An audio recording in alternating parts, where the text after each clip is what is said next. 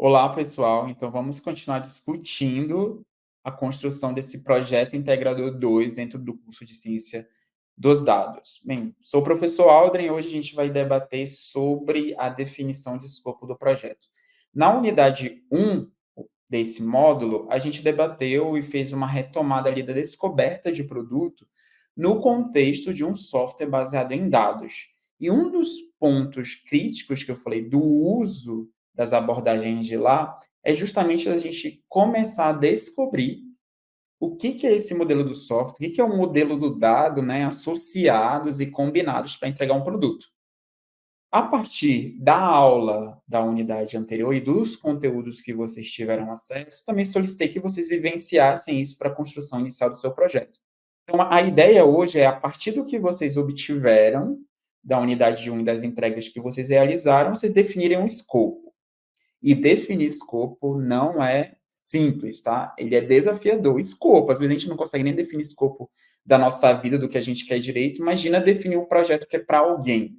Então, a importância de definir um escopo que seja claro, né, que seja compreensível pelas pessoas e preciso, que ele vai direto no ponto do que ele tem que resolver, é muito importante para o sucesso de um projeto. Então, a gente não despende tempo em projeto esperando que ele seja só algo que não vai agregar em nada. Mesmo que ele me dê resultado negativo, ele tem que gerar um conhecimento, ele tem que trazer algum retorno. Imagine ainda em projetos que são baseados em dados. Então, nosso objetivo com essa aula é a gente explorar algumas estratégias, boas práticas, para com que a gente consiga delimitar. A gente já tem uma visão do que é esse produto a partir da descoberta. Então, agora a gente precisa delimitar para o tempo que a gente tem, né, para as habilidades técnicas que a minha equipe ou que você tem. Então, a gente vai gerenciar e delimitar esse escopo na perspectiva do projeto de software.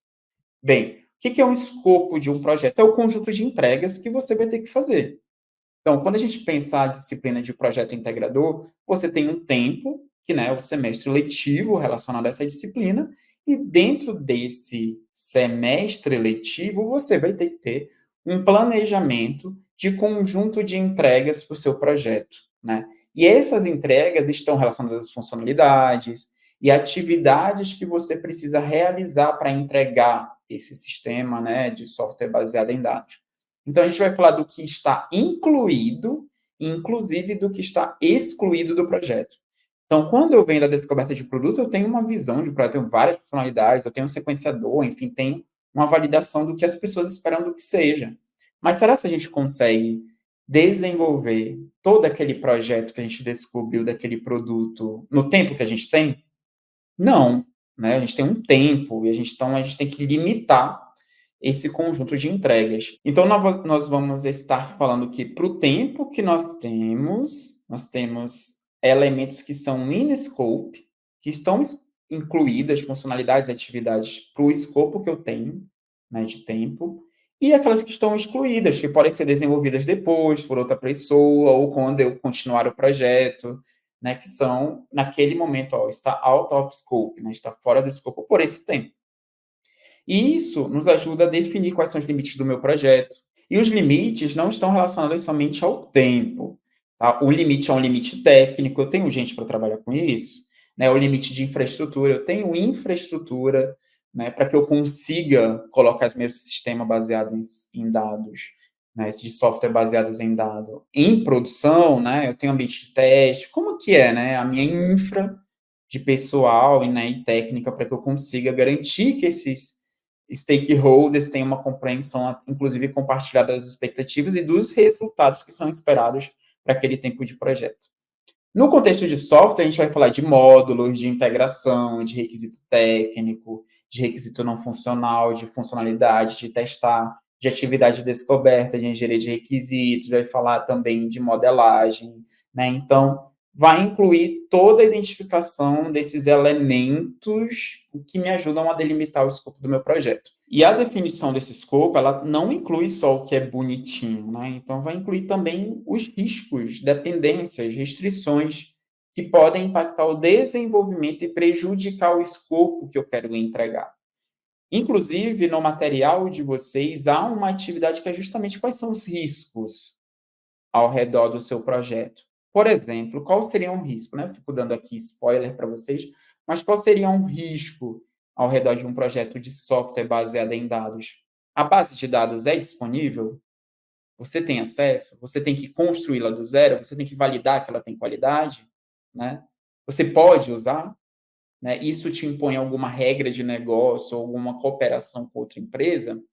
Tá? Então, só para a gente entender essas restrições e dependências que podem impactar. Como elemento do escopo, eu tenho as funcionalidades, que é o que o software tem que fazer. Ele tem que fazer login, ele tem que mostrar uma visualização do clima, dos dados disponíveis. Ok. Tem os requisitos não funcionais, que é como a funcionalidade funciona. Então, assim, o login demora quanto tempo? Ele tem que demorar 3 segundos, não pode demorar. A visualização, o carregamento de todos os gráficos em torno dos dados tem que ser em menos de 1 segundo. Desempenho. Usabilidade, acessibilidade. Alguma pessoa que tem, por exemplo, limitações relacionadas à visão, ela deve conseguir utilizar a aplicação e conseguir interagir com os dados. Né? Um outro elemento dentro do escopo do software são as limitações, orçamento, tempo, recurso, que foi o que eu acabei mencionando ali inicialmente desse slide. Como requisitos funcionais ao redor de um software baseado em dados, a gente tem o processamento do dado, ele é um requisito funcional, porque ele tem que processar os dados. Então, é a capacidade dele fazer ingestão, né, ingerir, limpar, né, que é toda a parte de pré-processamento do dado, de processar grandes volumes de dados de várias fontes, de lidar com isso, né, que são os bancos de dados, relacionais, não relacionais, as APIs, arquivos. Tá? Então, o processamento de dado ele é um requisito funcional do tipo de software que nós estamos falando. Modelagem preditiva pode ser um requisito funcional, então, implementar algum algoritmo de aprendizagem de máquina, de machine learning, para prever alguma tendência, identificar algum padrão, fazer alguma recomendação baseado nos dados. Né? Visualização do dado, então, alguma ferramenta interativa para criar esses dashboards, relatórios, que permitam com que as personas, né, explorem como elas devem explorar aquilo dentro das jornadas. Então, são requisitos funcionais. Como requisitos não funcionais, aí aqui a gente entra num item muito interessante na perspectiva de um software baseado em dados. Né? A gente vai ter muita questão ali do desempenho e segurança, por exemplo. Então, quando eu falo do desempenho, eu estou falando algumas vezes que eu vou ter, grande parte das vezes, eu vou ter que ser capaz, quando eu falo você, eu vou ter que ser capaz, é o software que a gente está produzindo, certo? Ele tem que ser capaz de processar e analisar grandes volumes de dados, né? Em tempo real ou quase real, né? Sem degradação significativa do desempenho. Meu Deus, por que isso é crítico e por que o professor Aldrin colocou isso logo no início como um requisito não funcional? Porque hoje, gente, a gente tem uma preocupação nos nossos projetos, né? Muito com os requisitos não funcionais de desempenho, quando a gente está analisando o dado, porque se o nosso software ele não lida de uma maneira eficaz com os volumes de dado, além de ter, né, a latência prejudicada, que é esse tempo de resposta a consultas pelos usuários por esses dados, pelas informações que são geradas por eles, a gente também degrada a infraestrutura, a gente onera a nossa infraestrutura. Por exemplo, uma infraestrutura em nuvem que você paga pelo uso, né? Se não for sua, então vai pegar uma Amazon AWS ou algo da Azure, por exemplo. Então, você está processando e analisando grandes bases ali e você está usando recurso, você está usando recurso financeiro da empresa. Então, se você não pensa o desenvolvimento da solução de uma forma a otimizar o uso da infraestrutura, você está onerando, né, a sua infraestrutura interna, né, que é os seus recursos disponíveis. Professor, e eu não tenho, na minha preocupação não é uma infraestrutura em nuvem, eu tenho uma infraestrutura, um data center dentro da minha própria empresa, né? Eu tenho pessoas cuidando disso. Beleza, você está onerando, você está degradando a sua infraestrutura se você não se preocupa com desempenho. Isso vai impactar no que hoje é uma preocupação da nossa formação enquanto profissionais da computação e vocês que lidam com dados, que é justamente ali a engenharia que é sustentável, né? A gente fala muito hoje do cuidado da engenharia, né, de computação, do software, a computação verde, né?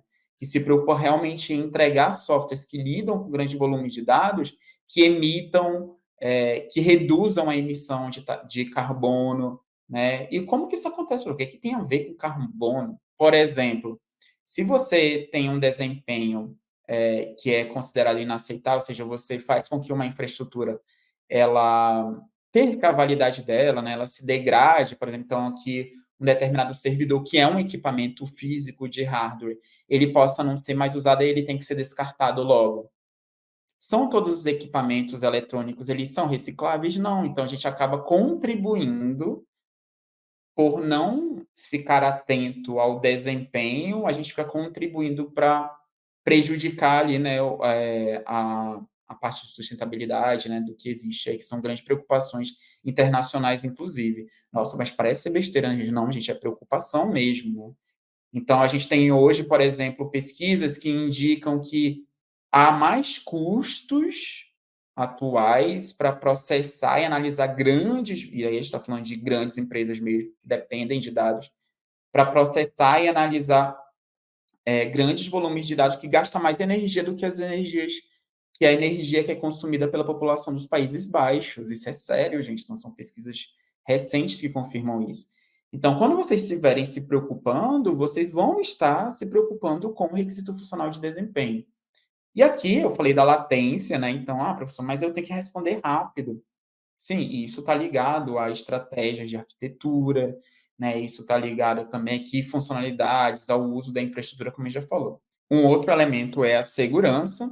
Então, por exemplo, implementar criptografia ponto a ponto, né, para proteger dados que são sensíveis, ver determinados tipos de sistemas que são baseados em dados, se eles precisam de algum mecanismo de log, para que eu compreenda se há alguma modificação ou se há algum comportamento inesperado, eu saber de onde isso surgiu, né? Então, a gente pode falar até também da Lei Geral de Proteção de Dados, que está ligada à segurança também. Eu posso falar de limites de confiança dentro do produto que eu estou desenvolvendo. Então, se eu olho as interfaces que eu gerei lá na descoberta de produto, eu posso olhar assim, qual é a interface, a tela dessa daqui, que eu identifico que a possibilidade de haver algum problema de segurança.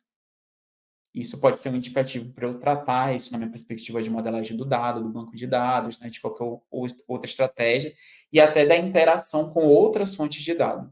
Inclusive, ponto de atenção, as fontes de dados, APIs, outros dados que vocês usam, que vocês vão ter acesso, como você consome isso? Como você faz a ingestão disso? Né? É seguro?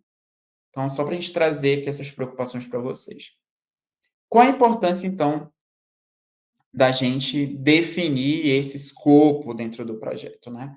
A primeira é prevenir problemas. Eu acho que quando a gente para discutir o que é o escopo do projeto, e uma proposta que eu trago para vocês é que vocês escolham algum colega, né, ou procurem alguém que tenha conexão com o projeto que vocês vierem a desenvolver aqui dentro da disciplina. Então, é importante vocês verificarem, né, com esse projeto que vocês estão desenvolvendo e começando aqui a definir o escopo, a entender o que vocês vão entregar como parte dessa disciplina, se o escopo que vocês estão definindo, ele é uma expectativa irreal de alguém. Então, assim, uma preocupação que a gente tem quando a gente está definindo o escopo é que, às vezes, tem o problema do cliente. O que é o problema do cliente, professor? Tem gente que paga pelo sistema baseado em dados e não é a pessoa que vai usar. E, às vezes, a equipe considera que todas as expectativas que devem ser cobertas é a do cliente. Ignora completamente as pessoas. Então, aqui é muito importante, eu sugiro que vocês verifiquem, né? Definam o escopo como indicado na atividade relativa a essa unidade e tentem conversar com alguém que está ligado a esse domínio que vocês estão tentando construir produto, né? Definindo o produto. Ou converse com outro colega da disciplina, para debater se aquilo não é uma ambiguidade, se não é uma expectativa irreal de alguém, tá? Outro elemento é a redução do risco de mudanças significativas durante o desenvolvimento, né? Imaginem vocês fazer um projeto de software que é baseado em dados e vocês têm que se locomover para estudar. Vocês desenvolveram um sistema, ele é baseado em dados, né, como todo o nosso escopo aqui. Vocês começaram a desenvolver e vocês precisam se locomover. Vou pegar a região de onde eu vim, interior da Amazônia, né? Hoje moro aqui em Mato Grosso do Sul, mas assim, lá na Amazônia. Então, muitas cidadezinhas vocês alcançam via embarcação, via rios. Então, imagina que eu falo assim, gente, legal, massa, a aplicação foi feita, vocês construíram, está lidando, tem um bom desempenho, funciona com modo offline, depois a gente consegue transferir os dados de forma remota, né, online. A gente vai visitar uma comunidade no interior do Amazonas, lá na Amazônia. Então, beleza, vamos pegar esse barco, e aí quando a gente chegar lá, a gente testa com os usuários, né, dessa aplicação, que é a persona que falta, que é a mais crítica, como que eles lidam, né, para visualizar, para começar a lidar com o cenário deles. Beleza. Pegamos 4 horas de barco e chegamos na região. Na primeira pessoa, nos instalamos, abrimos a aplicação, independente se é no celular ou qualquer outro dispositivo, imaginem aí. Quando a gente chegar com a primeira pessoa que vai testar a aplicação ali já pronta, nossa, já está em produção, né, rodando, ela identifica um problema que era clássico e que a gente não percebeu. E isso invalida a nossa viagem. Isso é péssimo durante o projeto. Imaginem, vocês se deslocaram lá das cidades que vocês estão, foram lá para Manaus, pegaram uma embarcação, pegaram, eu sei, nem lembro quantas horas eu mencionei aqui para vocês, mas digamos que seja 4 horas, a partir de 4 horas de embarcação, chegou lá, conversou com as pessoas, foi executar no primeiro. Não, vocês não desenvolveram a funcionalidade mais crítica. Ah, professor, mas você falou que a descoberta de produto a gente identificaria isso. A gente faz uma validação inicial e pode ser que a gente não identificou todo mundo, né, que era importante. Então, quando a gente vai definir o escopo, a gente reduz muito a mudança que pode acontecer a partir dessa mudança significativa que aconteceria agora nesse nosso cenário. Professor, como, né? Qual é o escopo do meu projeto para o tempo que eu tenho antes de ir para uma fase do projeto, do produto, né, que a gente está lidando, lá para a região amazônica, pega 4 horas de barco. Então, assim, eu tenho uma etapa do projeto, que eu tenho um escopo para ele, que eu consigo validar, fazer isso de forma remota, alguma coisa, antes de ir. Então, quando a gente fala o escopo, ele nos permite ver essas etapas, né? Lá na frente do curso, a gente vai falar de fases, mas, então, ela ajuda a gente a prevenir esses problemas, tá? Então, eu trouxe para vocês para um caso que é crítico, mas pode acontecer em outros cenários, sim. Planejamento eficiente. Então, quando eu falo de planejamento eficiente, eu estou falando de todo o levantamento, organização e cronograma, né, de recursos, de tempo, de dinheiro, né, de orçamento disponível para os recursos técnicos, para os recursos humanos envolvidos em torno daquele escopo daquele projeto. Professor, mas pode haver uma variação de gente dependendo do escopo que eu defino para o projeto que eu estou lidando? Pode. Então, pode ser que, por exemplo, na primeira etapa no primeiro escopo que a gente está lidando com o projeto, a gente precise mais de pessoas de experiência do usuário e precise mais de engenheiros de dados, né? Um vai lidar realmente fazendo toda a experimentação, toda a descoberta, e o outro também vai fazer a descoberta da perspectiva do dado, visando a qualidade do projeto, a qualidade do dado. E aí depois a gente vai trazendo recursos diferentes, a gente vai desalocando essas pessoas, trazendo pessoas novas para ir avançando o escopo, tá? Permite uma gestão de riscos mais eficaz, então eu consigo identificar o que está de arriscado em torno do meu projeto. O que é arriscado? Por exemplo, eu vou pôr o projeto de software numa situação que ele deixe de funcionar. Qual é o risco dele não funcionar no momento que ele deveria estar funcionando? Tipo, vou me jogar de paraquedas. Quanto de risco que eu tenho? Como eu faço mitigação? Como eu lido caso o paraquedas não abra? Então, quando a gente fala que o scope ele permite essa gestão de risco, eu consigo levantar quais são os riscos associados ao uso do meu software baseado em dados, e eu consigo também levantar como mitigar, caso aconteça esse problema, esse risco, o efeito dele. Então, isso é importante a partir da definição do escopo.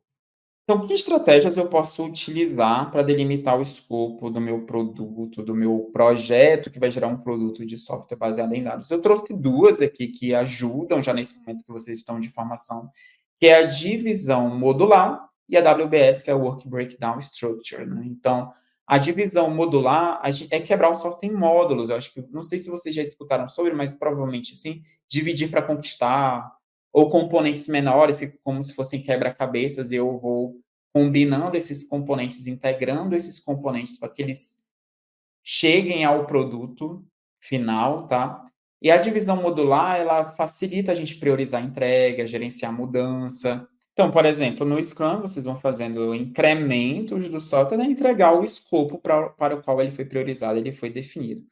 Uma outra estratégia é o WBS. Então, vocês quebram a entrega em tarefas. Tarefas e subtarefas, como se fosse uma árvore. Então, pense que eu vou ter uma tarefa e aquela tarefa ela tem subtarefas. Se eu entrego todas as subtarefas relativas à tarefa X, eu tenho uma conclusão daquela tarefa X. Okay? E aí, dessa forma, eu consigo ver dependência também. Então, eu posso ver se tem uma subtarefa que ela é dependente ou ela se quebra em outras subtarefas. Então, ela me permite visualizar o projeto como um todo e identificar todas as atividades que são necessárias. O escopo ele também pode ser de dois tipos, ele pode ser flexível e um escopo fixo.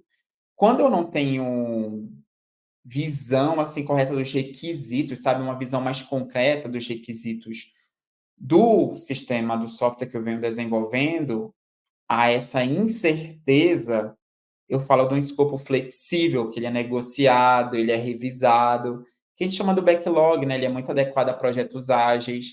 Então, a gente sempre vai ajustando o escopo com base no feedback. Então, eu fiz uma entrega, eu tenho uma reunião de revisão.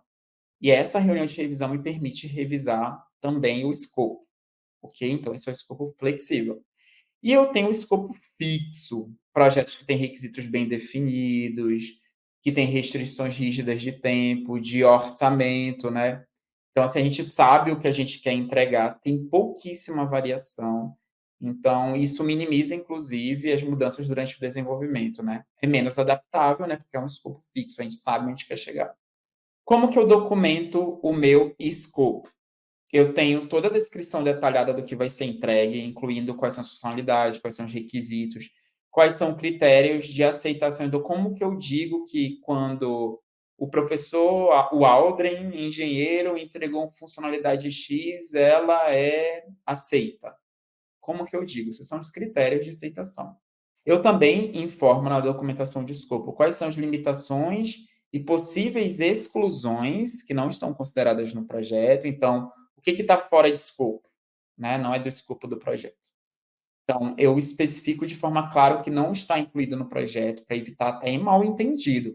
Inclusive, gente, isso daqui é até bem interessante lidar com vocês nessa aula, porque às vezes o aluno em formação na área de computação, ele acha, por exemplo, que vai resolver tudo fora dos e-mails, né? Numa outra ferramenta como Telegram, WhatsApp, que seja, falando durante definição de escopo, não mande e-mail com uma especificação clara, com uma documentação, pedindo aprovação, registrando quando e quem aprovou, quem assinou, o que aprovou, tá? Porque isso evita mal-entendido futuro. Vai evitar aquilo, olha, Aldrin, mas eu te pedi naquela reunião de setembro de 2010, eu te pedi para entregar isso, e a gente está aqui 14 anos quase depois, e vocês não entregaram? Né? Então, assim, evita mal-entendido, sendo que a pessoa, nesse cenário que eu estou trazendo para vocês, tinha concordado que aquilo não fazia parte do escopo. Então, eu tenho os critérios de sucesso também, né? Quais são as definições de métricas, de indicadores que eu vou utilizar para dizer, olha, esse projeto, ele vai ser entregue com qualidade. O que é qualidade, né? O que é ser entregue, né? Qual é a capacidade do meu time? Quanto que eu entrego de tarefas, né? Ou de histórias de usuário a partir de cada incremento do meu sistema. Então, isso são os critérios de sucesso. E as mudanças? Professor, mas escopo muda, né? A gente troca de ideia, as pessoas trocam de ideias. Você falou que o mercado, né, é muito dinâmico. Então, assim, sim, gente, pode ter adição de funcionalidade, pode ocorrer mudança no escopo original, tá? Mas tenham muito cuidado com que essas mudanças, essas adições, essas remoções de funcionalidades, elas passem por revisão, tá? E essa revisão, ela tem que considerar o impacto da mudança, do escopo, no tempo, no custo e nos recursos aqui que a gente já mencionou quais. Qual é a estratégia de controle para isso? Implementar um processo. Então, assim, como que ocorre a mudança? Um simples é, olha, eu fiz mudança nos requisitos, lá no documento. Então, o Joãozinho vai ter que ler também, uma vez que foi o Aldrin que gerou, e a Mariazinha também vai ter que ler. Eles vão ler sem conversarem comigo e vão fazer comentários. Volta para mim, volta para quem foi o autor resolve os comentários e devolve. Se eles aprovarem o que? A gente registra lá. Ó, mudança tal dia, revisada por fulano, acontece tal coisa e tal coisa. Então, implementar esse processo de controle, né? E sempre avaliar o impacto. A gente fala da, né, análise de impacto, explorar qual é o impacto de uma mudança. Eu vou mudar a minha estratégia de limpeza de dados. Tá, mas por que você está mudando? Por que essa decisão, né? Que escolhas nós temos? Por que se optou por um determinado caminho? Então, é muito interessante, inclusive, eu trazer isso aqui para vocês, porque essas decisões, inclusive, há nas atividades que nós propusemos para vocês, muito ponto de decisão. E essa decisão, esse impacto, esse efeito que é avaliado, ele precisa ser bem documentado, né? Com uma decisão argumentada, ok? Como que a gente mantém o alinhamento do escopo? Comunicação efetiva. Falei, né? Tem gente que quer resolver definição do escopo em WhatsApp. Não, gente. Estabeleçam canais de comunicações que são claros, que são regulares, com que as pessoas que precisam ter visões sobre o escopo do teu projeto, como ele está avançando e sendo entregue, consigam visualizar. Reunião de alinhamento, então no Scrum, por exemplo, vai ter sprint review, né? Tem o planning, que são reuniões regulares para você alinhar com o stakeholder, progresso, desafio, mudanças necessárias. Use também ferramentas de colaboração. O próprio GitHub hoje tem como você controlar tarefas por lá, gerenciar mudanças por lá. O Gira, que são ferramentas, o Confluence, que também que faz esse alinhamento, né, a visão das tarefas. O Trello, né, que acredito que vários de vocês conhecem, que a gente consegue montar quadros para acompanhar esse escopo e o avanço dele. E, claro, manter todos os stakeholders envolvidos aí informados. Nesse cenário de escopo, gente, a gente sempre busca uma sinergia, um alinhamento, que é gerir, fazer gestão de expectativas. Definir expectativa é que nem expectativa na nossa vida real. Vocês têm expectativas sobre vocês e alguns de vocês ainda consideram as expectativas das outras pessoas sobre vocês. O software, apesar dele ser invisível, e o dado também, as pessoas têm expectativas sobre o produto que é gerado sobre eles. Então, é muito importante que durante a definição e com a definição do escopo, vocês deixem claro desde o início o que vai ser entregue e o que não vai ser. Sejam transparentes sobre riscos, sobre desafios, sobre possibilidades, né, ao redor ali do escopo que foi definido. E sempre revise de forma regular o teu escopo, os riscos, os desafios, as possibilidades, os seus compromissos e da equipe, e comunique isso para que, isso na perspectiva do escopo, para que todos os stakeholders estejam cientes do andamento de qualquer mudança que possa acontecer e do porquê, e aprovem, inclusive, do porquê aquilo aconteceu.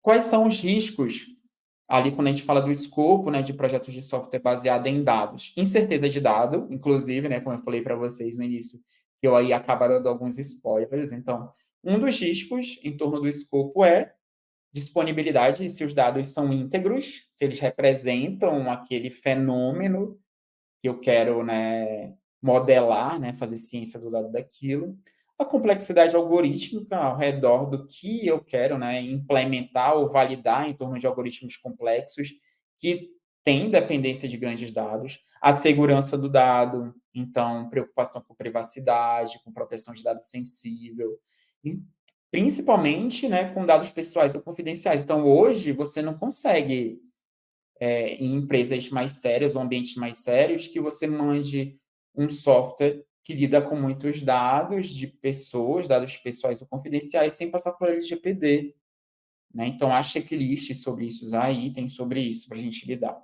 Como que a gente mitiga risco de qualidade, por exemplo? Implementando práticas de gestão, de limpeza, de teste do dado, tá? A gente vai falar um pouquinho mais lá na frente da parte de VV e T, bem no módulo 4. Prototipagem e teste, então desenvolver protótipo, testar algoritmo, validar essas hipóteses ao redor dessas prototipagens, desses testes. Compliance e segurança.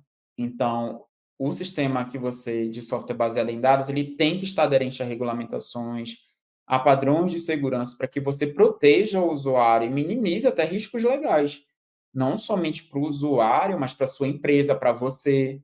Então, você não quer passar por algum problema né, jurídico, né, devido a não ter minimizado algum risco, ou não ter protegido o dado como você se comprometeu dentro da aplicação a proteger aquele dado pessoal confidencial. Quais são as boas práticas, então, em torno desse escopo? Incluir todos os stakeholders, a gente até falou isso na descoberta, vejam pessoas que são do domínio, tá? Para que elas estejam desde o início para garantir todas as necessidades sejam consideradas. Detalhar documentação, né, que seja clara, que seja acessível, que as pessoas saibam encontrar isso de forma fácil. Sejam flexíveis para mudanças, porque pode acontecer, tenham um escopo que ele seja resiliente, que eu possa fazer alterações, mas que não prejudique, né, a qualidade ou o objetivo principal do projeto. Então, essa foi a parte de escopo. Deixo aqui, inclusive, a referência que está na parte de jornada ágil do produto, né? Assim, de técnicas e ferramentas para vocês estabelecerem consenso, para priorizar o que é o produto. Leiam, se vai agregar muito para vocês além dessa conversa que nós tivemos hoje. E, a partir dessa unidade, pensem o escopo do projeto de vocês, exercitando todo esse papo que nós tivemos aqui durante essa unidade.